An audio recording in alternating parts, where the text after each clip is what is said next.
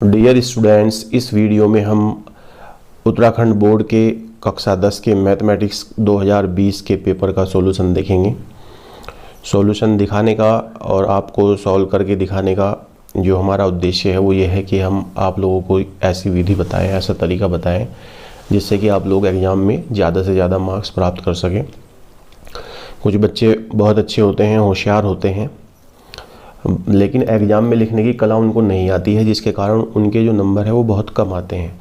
तो आप लोगों को जैसे हम बताएंगे इस वीडियो में कि भाई कैसे सॉल्व करना है, उस तरीके से अगर आप अपना पेपर सॉल्व करेंगे तो आपको बहुत अच्छे मार्क्स प्राप्त हो जाएंगे। देखो, उस वीडियो या सॉल्यूशन स्टार्ट करने से पहले जो है मैं आप लोगों को एक चीज़ बता देना चाहता हूँ कि जो हमारा जो पेपर है उसका जो टाइम है वो 3 घंटे का होता है और इसके जो मार्क्स होते हैं वो टोटल वो होते हैं 80 मार्क्स का होता है।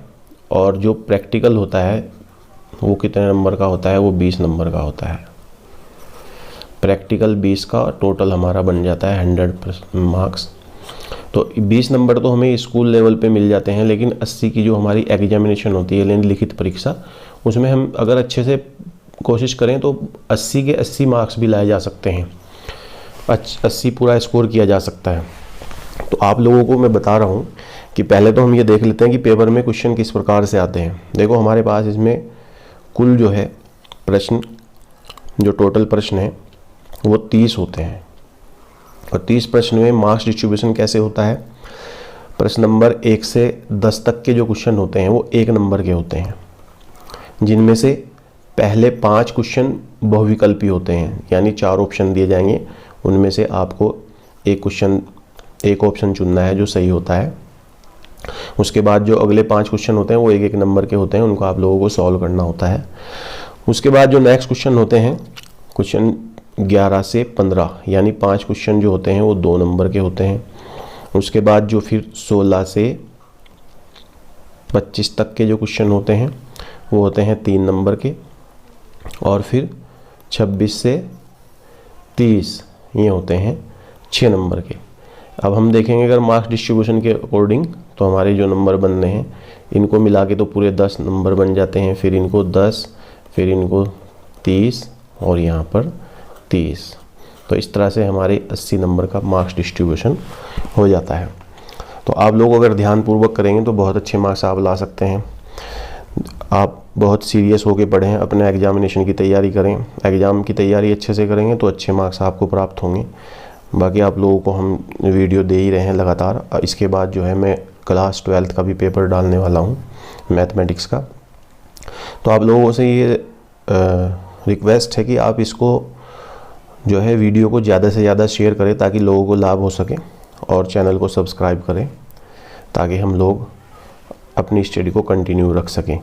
अब देखिएगा हम पेपर सॉल्व करते हैं, किस तरह से हमें पेपर दिया गया है। देखिए, यहाँ पर हमारे पास पहला ही क्वेश्चन जो दिया गया है, फर्स्ट क्वेश्चन है, ऑब्जेक्टिव टाइप क्वेश्चन है, और क्वेश्चन में लिखा हुआ है कि निम्न में अपरिमेय संख्या है। हमारे पास 4 ऑप्शन दिए गए हैं, 4 ऑप्शन को ध्यान में रखेंगे और अपरिमेय संख्या बताएंगे।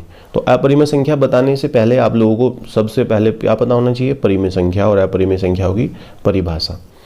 अब देखो, आप लोगों कक्षा 9 और कक्षा 10 में जो है परिमेय और अपरिमेय संख्याओं को बहुत अच्छे से पढ़ चुके हैं। 9th और 10th में बहुत ज़्यादा फोकस किया गया है इन बातों को लेकर कि परिमेय संख्या क्या है और अपरिमेय संख्या क्या है। आप लोग सिंपल सी परिभाषा जानते ही हैं। परिमेय संख्या की परिभाषा अगर हम देखें, परिमेय संख्या किसे कहते हैं, तो परिमेय संख्या वो होती है जिसको हम P/Q के रूप में लिख सकते हैं। P/Q, जहाँ पर P व Q क्या होता है, P और Q जो होता है वो क्या है, पूर्णांक है। P और Q पूर्णांक है। और ये कैसे पूर्णांक है, ये जो है ये परस्पर अभाज्य है। P और Q सहअभाज्य है। तो हमारे पास यहाँ पर ये बात आ गई है। डेफिनेशन पता चल गई कि भाई परिमेय संख्या वो होती है जो P/Q की फॉर्म में लिखी जा सकती है, और ये वाली कंडीशन, और एक कंडीशन और होती है इसमें कि Q जो होता है वो कभी भी 0 के इक्वल नहीं होता। तो आप जब भी परिमेय और अपरिमेय संख्याओं की बात करेंगे तो इस परिभाषा को याद रखेंगे। एक इसके बाद जब हम नाइन्थ में ये परिभाषा पढ़ चुके थे तो टेंथ में हमें फिर दशमलव प्रसार के आधार पर, बल्कि नाइन्थ में ही बताया गया था दशमलव प्रसार के आधार पर कि भाई कोई संख्या परिमेय है या अपरिमेय है। हमें पता था कि दशमलव प्रसार दो तरह के होते हैं, एक दशमलव प्रसार शांत और दूसरा होता है अशांत। शांत दशमलव प्रसार यानी 6.25 हो गया जैसे, या भाई 2.34, लेकिन कुछ दशमलव प्रसार कैसे होते हैं, जैसे 1.333 ऐसे चल रहा है और ये चलते ही जा रहा है। कुछ दशमलव प्रसार ऐसे होते हैं 2.666 ऐसे चलता जा रहा है। कुछ दशमलव प्रसार ऐसे होते हैं 2.10 100 000 ऐसे चलता जा रहा है। तो यहाँ पर आप देख रहे हैं कि शांत दशमलव प्रसार में जो है दो तरह की बातें आ रही हैं। एक ये जिसमें एक निश्चित अंक का रिपीट हो रहा है, देखो 666, यहाँ पर 3 का रिपीट हो रहा है, लेकिन यहाँ पर रिपीट नहीं हो रही है कोई संख्या, पुनरावृत्ति नहीं हो रही है। अगर 1 0 है तो अगली बार क्या है 100, फिर 100, फिर 1 के बाद 40, ऐसे चलता जा रहा है। तो यहाँ पर भी परिभाषा हम जो बताते थे दशमलव के प्रसार के अकॉर्डिंग, वो क्या बताते थे कि जो परिमेय संख्या, मतलब जो जिन संख्याओं का दशमलव प्रसार शांत होता है उनको हम परिमेय संख्या कह देते थे। परिमेय में संख्या परिमेय होती है। फिर अशांत जो दशमलव प्रसार है उनमें इस टाइप के जो होंगे, यानी जिनमें आवर्ती दशमलव प्रसार है, अशांत आवर्ती है, वो भी क्या हो जाती थी परिमेय, वो भी परिमेय हो जाती थी। लेकिन इस प्रकार की संख्या जो है, चूंकि ये अनावर्ती है, किसी संख्या का रिपीटेशन नहीं हो रहा है इसमें दशमलव के बाद, तो इसको हम जो है अशांत अनावर्ती संख्या बोलते थे। और अशांत अनावर्ती संख्या कभी भी परिमेय संख्या नहीं होती, ये जो है अपरिमेय संख्या होती है। इस प्रकार की संख्या अपरिमेय संख्या। तो देखिए यहाँ पर हम डेफिनेशन देख रहे हैं कि या तो P/Q की फॉर्म में होनी चाहिए संख्या, और अगर P/Q की फॉर्म में नहीं है तो फिर इस वाली फॉर्म में होनी चाहिए, दशमलव वाली में, शांत में, और अशांत में आवर्ती पर। लेकिन अगर अनावर्ती आ गई तो वो संख्या अपरिमेय हो जाएगी। तो ऐसी संख्या जो P/Q की फॉर्म में नहीं लिखी जा सकती है उनको हम, क्योंकि हम इस वाली संख्या को परिमेय संख्या अर्थात P/Q के रूप में नहीं लिख सकते इसको हम, इस वाली संख्या को, तो इसलिए ये संख्या अपरिमेय संख्या है। तो अब यहाँ पर मैंने ये डेफिनेशन आपको बता दी है। इसके बाद जो है देखो ऑप्शन पे हम जाते हैं, तो ऑप्शन पे हम ध्यान देते हैं। तो देखिए ऑप्शन में हमें सबसे पहले दिया हुआ है कि √3 जो है वो कैसी संख्या है, वो कैसी संख्या है हमें पता है, √3 अपरिमेय संख्या है। कारण इसका दशमलव प्रसार अगर हम करते हैं अर्थात वर्गमूल 3 का मान निकालते हैं तो वो कैसा आता है, वो अनावर्ती, अशांत अनावर्ती प्राप्त होता है। अब जैसे √4 है मान लिया दूसरा ऑप्शन, तो ये तो 2 आ जाता है, 5 तो सिंपल 5 ही है, और 2/3 तो 2/3, यानी ये भी P/Q की फॉर्म में आ सकती है, ये भी P/Q की फॉर्म में आ सकती है, और ये भी P/Q की फॉर्म में आ सकती है। लेकिन इसको हम P/Q की फॉर्म में नहीं लिख सकते। आप लोगों को जब भी वर्गमूल के अंदर कोई अपूर्ण वर्ग हो, यानी जैसे √3, √6, √7, √5 इस तरह की संख्या मिले कहीं पर, √11, तो आप बिल्कुल बिना देखे बिना प्रूफ करे ही आप लोग कह सकते हो कि ये जो है अपरिमेय संख्या है। इस प्रकार की संख्या क्या होती है, अपरिमेय संख्या होती है। जैसे पाई है, पाई भी अपरिमेय संख्या है। तो आप लोग इसको बहुत अच्छे से याद रखें। आगे इसी पेपर में जो है क्वेश्चन आ रखा है कि सिद्ध कीजिए √5 एक अपरिमेय संख्या है, तो हम वहाँ भी सिद्ध कर देंगे। लेकिन आपको शॉर्टकट के लिए मैं आपको याद करने के लिए बता रहा हूँ कि जब भी इस प्रकार की संख्या आएगी तो वो हमेशा अपरिमेय संख्या होगी। तो यहाँ पर क्वेश्चन नंबर फर्स्ट का जो ऑप्शन है वो ये वाला ठीक है। उसके बाद क्वेश्चन नंबर 2 है, द्विघात बहुपद की घात होती है। नाम से ही पता है द्विघात, तो द्विघात का मतलब जिसकी घात 2 हो, तो द्विघात बहुपद की घात 2 होती है, ये तो ऑप्शन आ जाएगा। फिर समांतर श्रेणी 4, 10, 16, 22 का अगला पद क्या होगा। देखो 4 पद दिए गए हैं यहाँ पर, और पहला पद दिया गया है a = 4, d बराबर क्या हो जाएगा, d बराबर हो जाएगा 16 - 10। d जो निकालते हैं हमें पता ही है, अगर d निकालना हो तो मान लिया जैसे A2 माइनस A1 या A3 माइनस A2, अगले पद में से उससे जस्ट पिछले वाला पद घटा दो तो आपको D का मान पता हो जाएगा। तो यहाँ पर A आ गया और D आ गया। ये कह रहा है अगला पद क्या होगा, यानी पांचवा पद। चार पद तो दिए गए हैं तो पांचवा पद बताना है। तो पांचवा पद क्या हो जाएगा, यहाँ पर अगला पद अर्थात पांचवा पद। तो पांचवा पद वो हो जाएगा A प्लस 4D। तो A plus 4D value put करेंगे 4 प्लस 4 गुना 6, क्योंकि यहाँ पर D जो आया था हमारा 6 आया था। तो यहाँ सॉल्व कर लेंगे, इसको 28 आ जाएगा। तो इसका जो सॉल्यूशन, इसका जो आंसर है वो क्या है, ये है। देखो जब आप एग्ज़ाम में लिखेंगे तो आप ऐसे लिखेंगे, आप एग्ज़ाम में इस प्रकार से लिखेंगे कि जैसे मान लिया फर्स्ट क्वेश्चन क्या है आपने, तो ऐसे लिखते हैं उत्तर नंबर 1 और इसका ऑप्शन है फर्स्ट, और फर्स्ट ऑप्शन में क्या लिखा गया है, √3। इसी तरह दूसरे का लिखेंगे उत्तर 2, दूसरे का क्या सही है, थर्ड पार्ट सही है, और थर्ड पार्ट में क्या ऑप्शन में क्या दिया गया है, 2। तो इस तरह से आप आंसर लिखेंगे। पूरा सॉल्व करने की ज़रूरत नहीं है इन 5 क्वेश्चन को, इस तरह से आप करेंगे इसको। अब देखिएगा नेक्स्ट क्वेश्चन है क्वेश्चन नंबर 4। यदि एक वृत्त का परिमाप और क्षेत्रफल जो है वो क्या है, संख्यात्मक रूप से बराबर है, तो उस वृत्त की त्रिज्या ज्ञात कीजिए। हम जानते हैं वृत्त का क्षेत्रफल क्या होता है,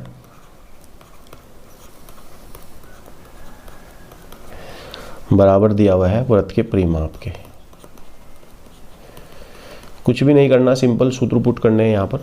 तो वृत्त का क्षेत्रफल क्या होता है जी, πr², और वृत्त का परिमाप यानी वृत्त की परिधि 2πr। तो यहाँ पर पाई से पाई कैंसिल कर देंगे आप, और r² को हम r × r लिख सकते हैं, और ये 2r, एक r से एक r कैंसिल, तो r = 2 मात्रक। मात्रक इसलिए भाई हमें पता नहीं उस वृत्त की जो त्रिज्या है वो किस में मापी गई, सेंटीमीटर या मीटर में। तो यहाँ पर जो है इसका ऑप्शन फर्स्ट ही सही है। क्वेश्चन नंबर 4 का ऑप्शन फर्स्ट सही है। उसके बाद क्वेश्चन नंबर 5 दिया गया है। 5 में कहा गया है उस घटना जिसका घटित होना निश्चित है की प्रायिकता। देखो अगर कोई भी घटना निश्चित है, घटित होती है, मान लिया होनी है, वो डेफिनेट दिया गया है कि भाई होनी है, श्योर है वो घटना, तो उसकी प्रायिकता हमेशा 1 होती है। 100% उसके चांस होते हैं घटित होने के, अगर तो उसकी प्रायिकता हमेशा क्या होती है, 1 होती है, कोई भी घटना हो चाहे वो। तो इसका ऑप्शन ये सही हो जाएगा। तो आप लोग नेक्स्ट क्वेश्चन नंबर 6 से जो स्टार्ट करेंगे वो सॉल्यूशन करेंगे। देखिए कैसे, देखो क्वेश्चन नंबर 6 में दिया गया है द्विघात समीकरण x² - 9 को हल कीजिए। तो द्विघात समीकरण दिया गया है x² - 9 = 0। इसको हल करने के लिए हम क्या करेंगे, इसको हल करने के लिए हम इसके गुणनखंड कर लेंगे। हमारे पास द्विघात समीकरण हल करने की एक बहुत अच्छी विधि है जो सबसे पहले हम पढ़ते हैं कक्षा 10 में, द्विघात समीकरण हल करने की गुणनखंड विधि। तो x² - 3 का स्क्वायर, 9 को हम क्या लिख सकते हैं, x² - 9 को लिख सकते हैं 3 का स्क्वायर। देखो a² - b² का फॉर्मूला बनना है, तो a + b × a - b = 0। अब यहाँ पर दो चीज़ें हैं, दो पद हैं, इनका गुणनफल 0 है, तो दोनों कोई ना कोई एक 0 रहा होगा। अगर मान लिया x + 3 = 0 है तो x = -3। दूसरी कंडीशन में है यदि x - 3 = 0 तो x = +3। अतः समीकरण के मूल या इसके समीकरण का हल x = -3,3 इसका आंसर है। ऐसे आप एग्जाम में इसमें लिखेंगे तो बहुत ही आसान तरीके से आप देख सकते हैं और हो जाता है आसान। क्वेश्चन नंबर 7 में देखिएगा आप, क्वेश्चन नंबर 7 में क्या कहा, यदि कोट A = 8/15 हमें दिया है, हम जो बात दी गई है उसको लिख लेंगे। दिया है कोट A = 8/15। देखो जब हम इस तरह के क्वेश्चन करते हैं तो हम क्या करते हैं, त्रिभुज बना लेते हैं, और समकोण त्रिभुज में जो भी आधार और कर्ण या जो भुजा दी जाती है उनको हम लिख लेते हैं, और बाकी तीसरी भुजा पाइथागोरस प्रमेय का इस्तेमाल करके हम ज्ञात कर लेते हैं। लेकिन यहाँ पर क्या है, यहाँ पर tan A की वैल्यू निकालनी है, तो हम त्रिभुज की ज़रूरत नहीं पड़ेगी। हम देखते हैं, हमें पता है चूँकि tan A का जो फॉर्मूला होता है, tan A कोट A से संबंधित होता है, और tan A बराबर होता है 1/कोट A। तो बस यहाँ पर कोट A की वैल्यू पुट कर दीजिए आप 8/15, और उसके बाद जब ये कैलकुलेट करेंगे तो ये 15/8। तो tan a की वैल्यू आ गई 15/8। तो देखो कितना सिंपल और आसान क्वेश्चन है, बहुत ही सिंपल है, बहुत ही आसान है। आप ध्यानपूर्वक करते जाइए और अपने मार्क्स देखिए। अब नेक्स्ट क्वेश्चन है, और ये क्वेश्चन जो है हमारे पास क्वेश्चन नंबर 8। इसमें दिया गया है दो समरूप त्रिभुजों की भुजाएं 4:5 के अनुपात में है, उनके क्षेत्रफलों का अनुपात ज्ञात कीजिए। तो देखो अगर हमारे पास दो त्रिभुज होती है तो हमने एक थ्योरम पढ़ा था त्रिभुज वाले चैप्टर में। मान लिया ये दो त्रिभुज है ए और ये बी सी,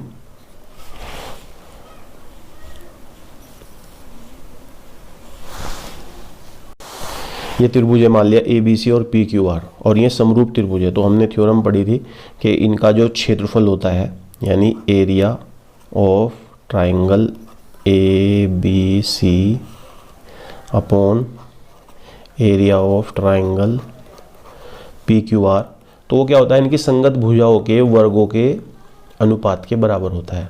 यानी A B upon P Q, या दूसरी दो भुजाएं ले लीजिए संगत, उनके वर्गों के अनुपात के बराबर होता है। तो यहाँ पर हमें दिया है A B upon P Q, चूँकि ये होता है। अब A B upon P Q कितना दिया हुआ है 4:5। तो इसका वर्क कर दीजिए आप, और जब वर्क करेंगे तो ये 16/25 अर्थात 16:25 आ जाएगा इसका। तो इस तरह से ये क्वेश्चन सॉल्व करेंगे। क्वेश्चन नंबर 8 के बाद हम देखते हैं क्वेश्चन नंबर 9।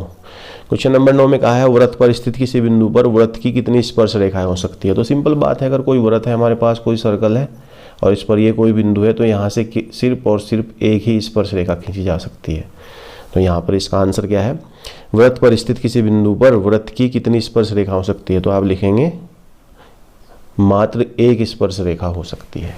तो सिंपल, बहुत ही आसान है ये भी। उसके बाद next question, question number 10। Question number 10 में क्या दिया गया है, देखो किसी बंटन का माध्य ज्ञात कीजिए यदि इसकी माध्यिका और बहुलक क्रम से 45 और 13 हो। तो आप लोग अभी तीन चीज़ें हैं हमारे पास, माध्य, बहुलक और माध्यिका। तो जो दिया गया है वो लिख लेते हैं। दिया है माध्यिका एम ई बराबर, वो कितना दिया है 45, और बहुलक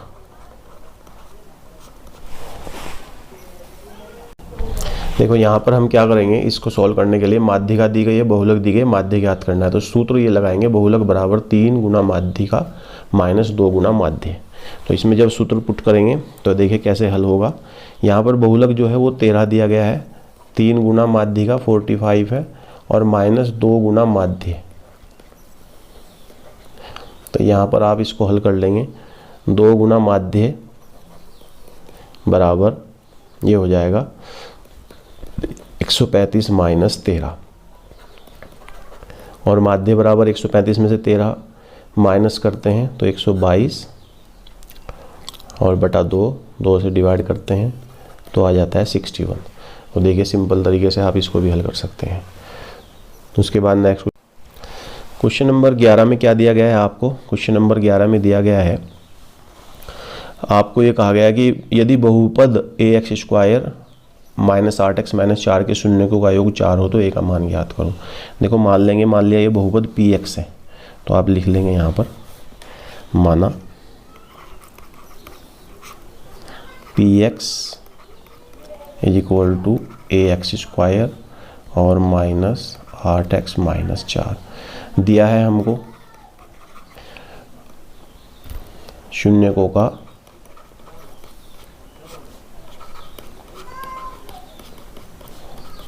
बराबर 4। अब हम जानते हैं शून्यकों का योग जो होता है वो कितना होता है, वो होता है शून्यकों का योग माइनस x का गुणांक बटा x² का गुणांक।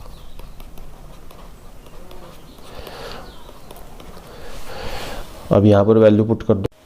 देखो x का गुणांक कितना है, माइनस का 8 है, और x² गुणांक a है। माइनस से माइनस की मल्टीप्लाई करेंगे तो प्लस हो जाएगा 4, और a बराबर 8/4 यानी 2। तो a का मान 2 आ गया, a बराबर 8/4 यानी 2। इस तरह से हम इसको भी देख सकते हैं। नेक्स्ट क्वेश्चन देखो, हमारे पास क्वेश्चन नंबर 12 है और 12 जो क्वेश्चन है इसको क्या करना है, हमें दिया हुआ है यदि ए बी सी किसी त्रिभुज के आंतरिक कोण है तो सिद्ध कीजिए sine B plus C by 2 into cos A by 2 plus cos B plus C by 2 into sine A by 2 बराबर 1 बराबर 1। देखो हमें क्या दिया गया है, दिया है ए बी और सी त्रिभुज के आंतरिक कोण है, इसलिए त्रिभुज के आंतरिक कोणों का योग कितना होता है 180, यानी ए प्लस बी प्लस सी बराबर हमने कर दिया यहाँ पर 180। फिर हमने बी प्लस सी अपने पास रखा और ए को 180 की साइड भेज दिया, 180 में से माइनस हो जाएगा उधर जाएगा तो। उसके बाद हमने क्या किया, यहाँ पर 2 से डिवाइड कर दिया और b प्लस सी बाई 2 की वैल्यू कितनी आ गई 90 माइनस a बाई 2। तो इस तरह से हम जो है b प्लस सी की वैल्यू हमने कैलकुलेट कर ली है। अब देखिए हमें सिद्ध क्या करना है वो देखिएगा, वो लिख लेते हैं हम। देखकर यहाँ पर हमें क्या सिद्ध करना है, sine b plus C by 2 into cos A by 2 plus cos B plus C by 2 into sine A by 2 बराबर 1। तो हमने LHS लिख लिया इसका, sine b plus C by 2 into cos A by 2 plus cos B plus C by 2 into sine A by 2। अब देखिएगा जो हमने वैल्यू b प्लस सी की निकाली है वो यहाँ पर पुट करेंगे। तो sine b plus C by 2 is equal to क्या है 90 minus a by 2 into cos a by 2, फिर plus cos 90 minus a by 2 into sine a by 2। यहाँ पर आप देख लेंगे साइन a बाई 2।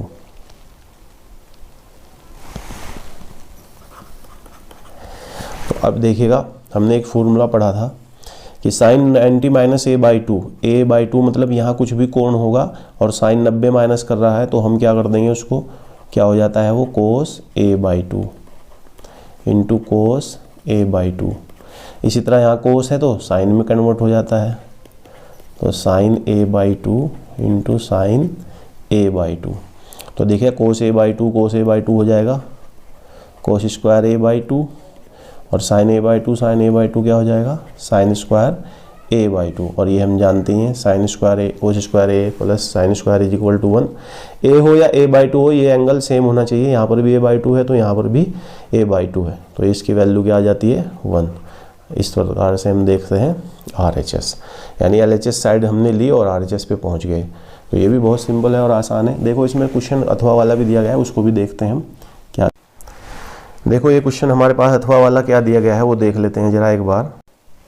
देखो यहाँ पर हमें सिद्ध करना है कि 1 plus tan square a by 2 1 plus tan square a upon 1 plus cot square a बराबर टेन स्क्वायर a। तो हम यहाँ क्या करेंगे, LHS लिख लिया हमने 1 plus tan square a upon 1 plus cot square a। तो देखो 1 plus tan square a directly एक सूत्र होता है, फॉर्मूला होता है 1 plus tan square a is equal to क्या होता है सेक स्क्वायर a, और 1 प्लस कोट स्क्वायर a किसके बराबर होता है कोसेक स्क्वायर a।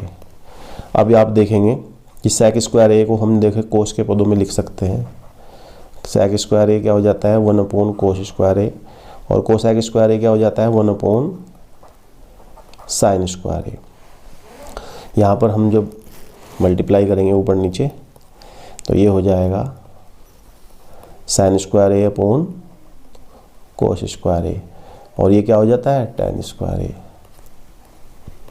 तो देखिए हमें यही प्रूफ करना था, RHS हम ला चुके हैं, सिंपल। देखिए हमारे पास क्वेश्चन नंबर 13 है। हम इसमें क्या कहा गया है, जांच कीजिए कि आप बिंदु 5, -2, 6, 4 और 7, -2 एक समद्वि बाहु त्रिभुज के शीर्ष है। तो यहाँ पर हम क्या करेंगे, यहाँ पर हम मान लेंगे, माना A जो है वो A पॉइंट क्या है A 5, -2, B क्या है 6 और 4 और C क्या है 7, -2। तो अब हम क्या करेंगे, इन भुजाओं की यानी इन भुजाओं की लंबाई ज्ञात करेंगे, यानी AB की वैल्यू ज्ञात करेंगे। और AB की वैल्यू ज्ञात करने के लिए दो बिंदुओं के बीच की दूरी का सूत्र हम जानते हैं x2 माइनस x1 का whole square plus y2 minus y1 का होल स्क्वायर। तो इसमें वैल्यू पुट करते हैं और सॉल्व करते हैं इसको हम। देखिए यहाँ पर x2 जो है वो कितना है 6 और x1 5 है, तो 6 माइनस 5 का स्क्वायर, y2 4 प्लस 2 का स्क्वायर। प्लस क्यों हो जाएगा, क्योंकि 2 माइनस का है, घटाएंगे तो प्लस हो जाएगा। और यहाँ पर ये 1 बचता है तो 1 का स्क्वायर और ये 6 का स्क्वायर। सॉल्व करेंगे 1 + 6 का स्क्वायर कितना हो जाता है 36, ये √37। उसके बाद ऐसे ही BC निकालते हैं और BC में भी यही फॉर्मूला अप्लाई करेंगे।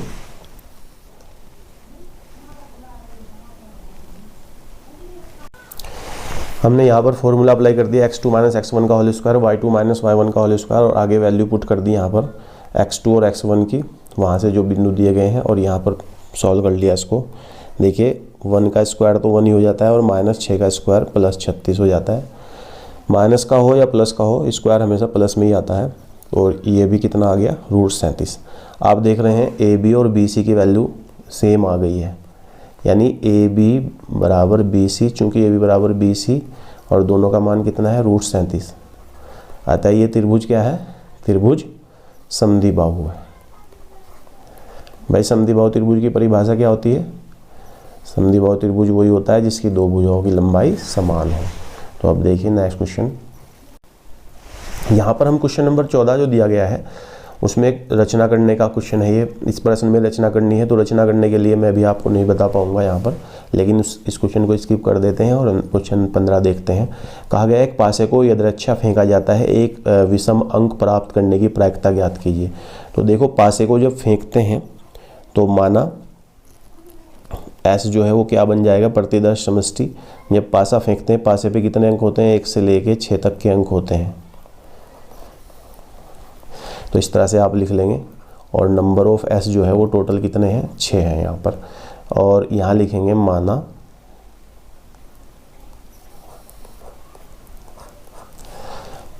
पासे पर विषम अंक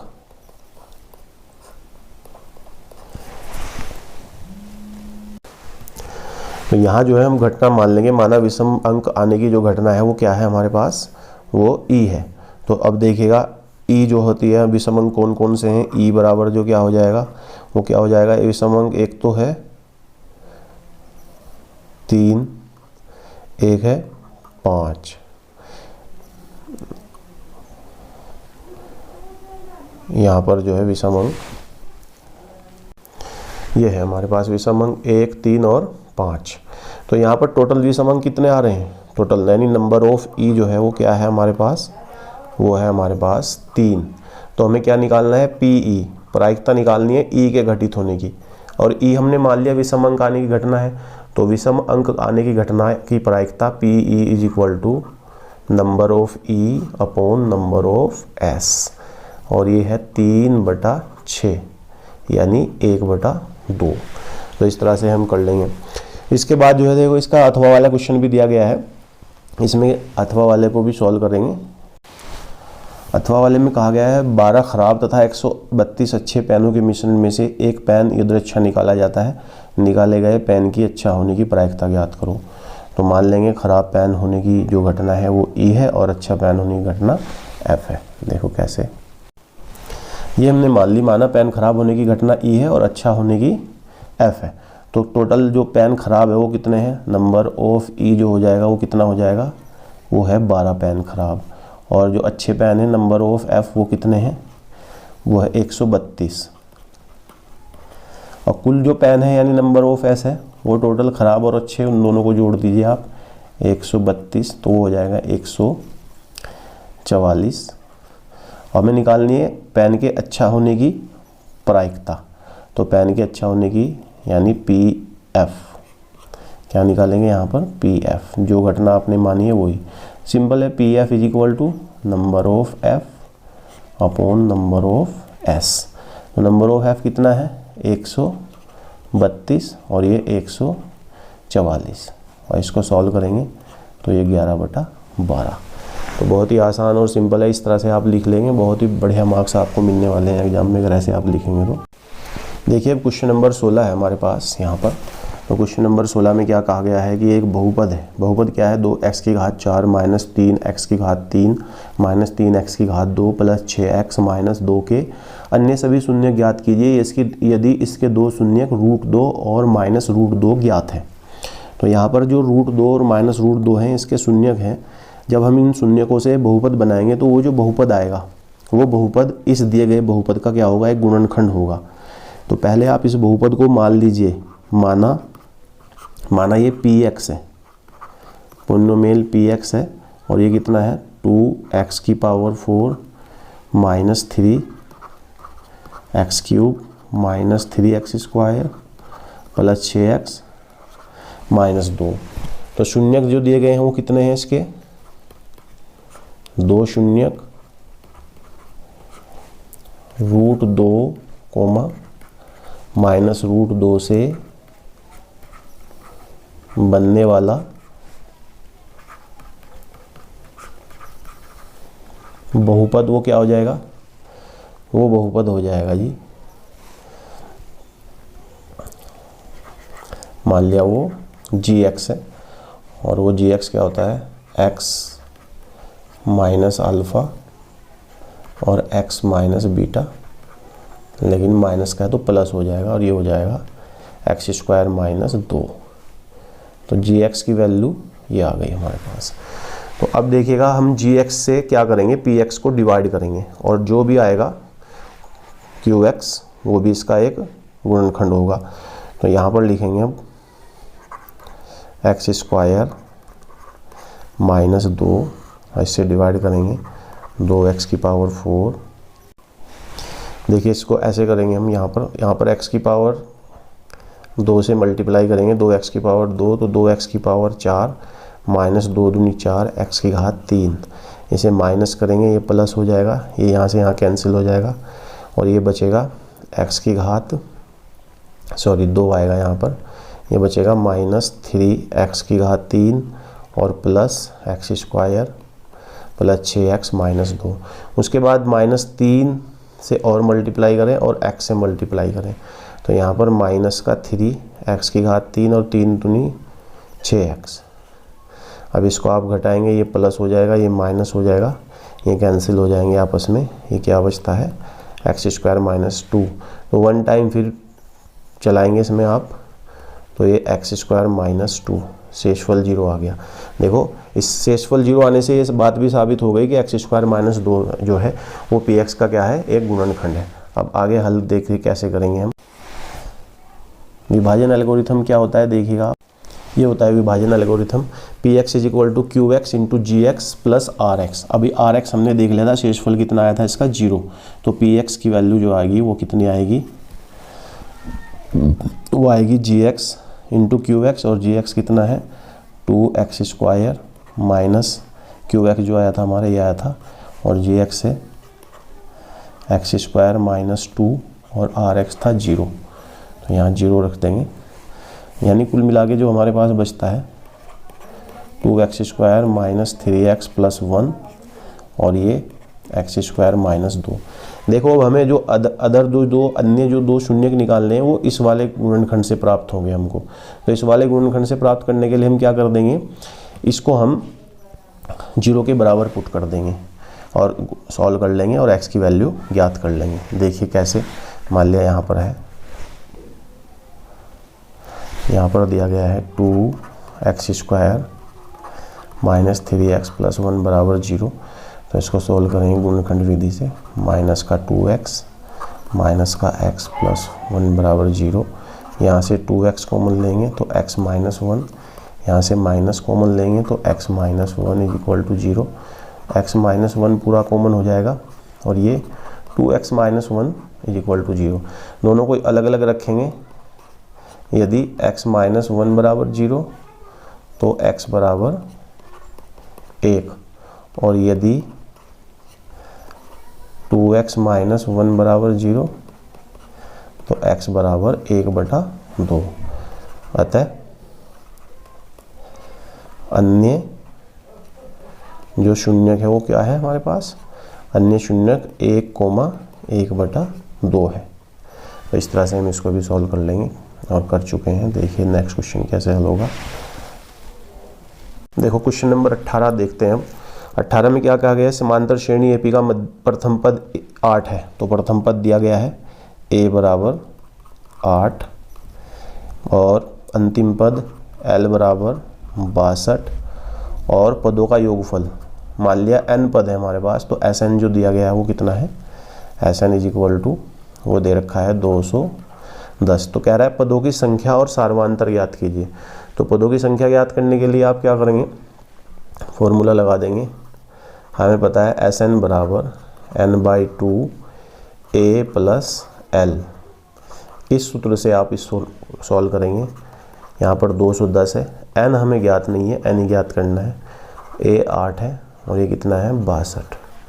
तो 210 n/2 इसको ऐड करते हैं 70 और n/2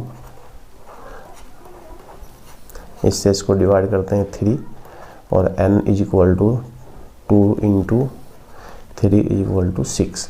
तो n का मान कितना आ गया यहाँ पर 6। अब उसके बाद हम दोबारा फिर यहाँ पर देख लेते हैं, सूत्र लगाते हैं दोबारा। an बराबर a plus n-1 into D से इस फॉर्मूले को अप्लाई करेंगे। a जो है हमारे पास कितना है 8 है और a जो है an जो है वो कितना है 62। तो यहाँ पर an और l जो है वो एक ही बात होती है, लास्ट पद या n पद एक ही बात होती है। n बराबर क्या आ गया n बराबर 6 माइनस 1 इंटू डी और यहाँ पर सॉल्व कर लेंगे। 6 ये 5d और 5d बराबर 62 में से 8 घटाएंगे तो ये 54 और d बराबर 54/5। तो इस तरह से n और d का मान हमने प्राप्त कर लिया है। आगे देखिएगा नेक्स्ट क्वेश्चन।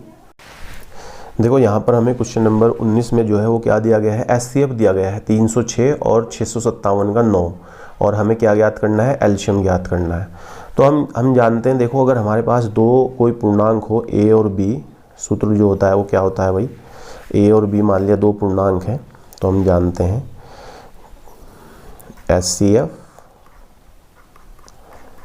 a और and b into LCM a and b is equal to होता है a गुना b, यानी उन दोनों संख्याओं का गुणनफल।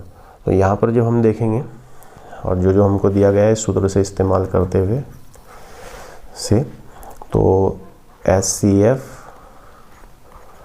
306 गुना 657 और एलसीएम 306 657 वो कितना है 306 गुना 657। उसके बाद एचसीएफ हम यहाँ पर लिख देंगे 9 गुना एलसीएम 306 गुना 657 और ये 306 गुना 657। हमें तो एलसीएम चाहिए, तो एलसीएम 306 कोमा 657 बराबर 306 गुना 657/9। इसको आप लोग आगे हल करेंगे तो देखिए एलसीएम प्राप्त, इस तरह से ये एलसीएम में प्राप्त हो गया है 22,338। क्वेश्चन देखते हैं, इसी का ही क्वेश्चन अथवा में दिया गया है। क्वेश्चन नंबर 19 का एक क्वेश्चन अथवा है, अथवा में दिया गया है जो बहुत इंपॉर्टेंट है। देखिएगा क्या है। क्वेश्चन नंबर 19 के अथवा में दिया गया है, सिद्ध कीजिए √5 एक अपरिमेय संख्या है। तो इसके लिए हम क्या करेंगे, √5 को परिमेय संख्या मान लेंगे। माना √5 एक परिमेय संख्या है। तो अब आपने इसको परिमेय मान लिया है तो ये क्या हो जाएगी, p/q के फॉर्म में हो जाएगी। अतः p/q बराबर √5। आप जानते हैं परिमेय संख्याओं की परिभाषा से कि p/q बराबर √5। अब p और q परस्पर सहभाज्य है, यहाँ पर लिखेंगे ऐसे और ये हो जाएगा p² = 5q²। ये इक्वेशन फर्स्ट है। अब हम क्या करेंगे, देखो यहाँ पर देख रहे हैं हम p² जो है वो 5 से विभाज्य है, 5 से विभाज्य है। जब पी स्क्वायर 5 से विभाज्य है तो पी भी क्या हो जाएगा, 5 से विभाज्य, 5 से विभाज्य होगा। अगर किसी संख्या का वर्ग किसी संख्या से विभाजित होता है तो उसका वर्गमूल भी उससे विभाजित होता है। जैसे 9 है, 9 3 से विभाजित हो जाता है, तो 9 का वर्गमूल क्या है, 3, तो 3 भी 3 से विभाजित होता है। जब ये 5 से विभाज्य है तो हमें कुछ इस तरह की संख्या प्राप्त होगी 5n, जहाँ n क्या है, जहाँ n कोई पूर्णांक है। इसके बाद हम अगर इसको स्क्वायर करें तो P square is equal to 25n square, और पी स्क्वायर की वैल्यू समीकरण 1 से हम रखते हैं यहाँ पर, तो वो कितनी है, 5q स्क्वायर 25n स्क्वायर, ये क्या हो जाएगा, q square is equal to 5n square.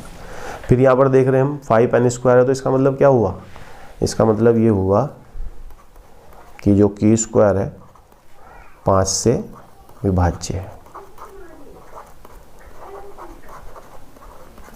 5 से विभाज्य है। जब q स्क्वायर 5 से विभाज्य है तो यहाँ ऊपर देख लीजिए आप, यहाँ q स्क्वायर 5 से विभाज्य है, तो दिस इम्प्लाई दैट q भी क्या होगा, 5 से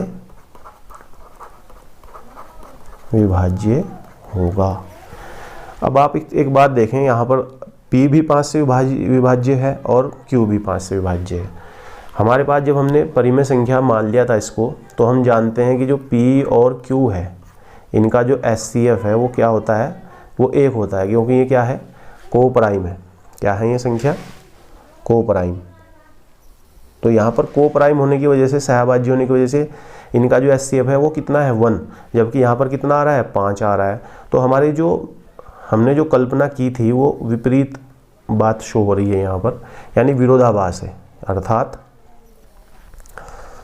ये जो है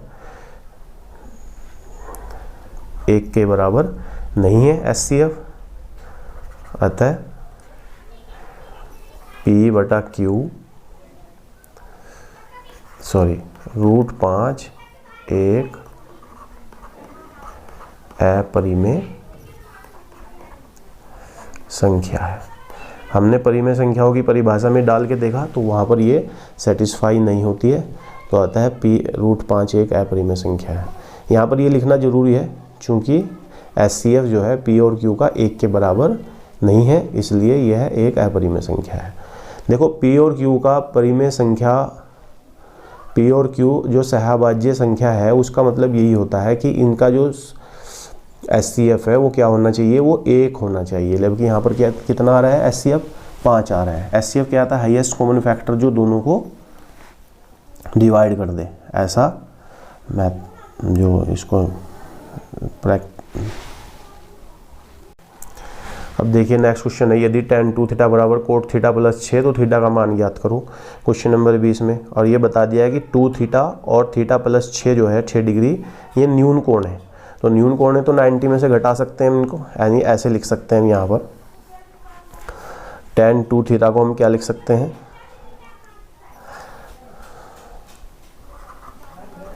कोट 90 माइनस 2 थीटा।